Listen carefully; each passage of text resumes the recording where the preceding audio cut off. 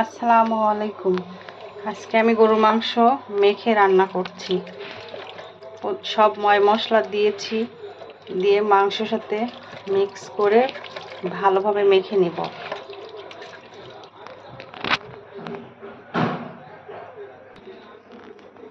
সবসময় তেল মশলা একটু কম খাওয়ার চেষ্টা করি, আমি বেশি একটা দেই না, এই জন্য কালারটা আমার অতটা ভালো আসে না।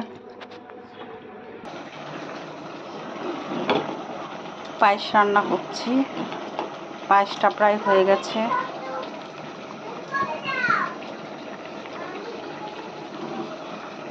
এদিকে মাংস রান্না হচ্ছে।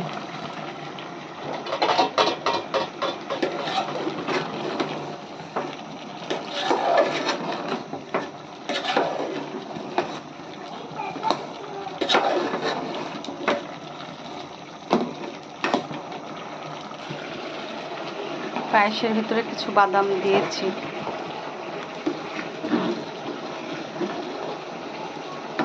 এদিকে আমার মাংসটা কষানো প্রায় হয়ে গেছে।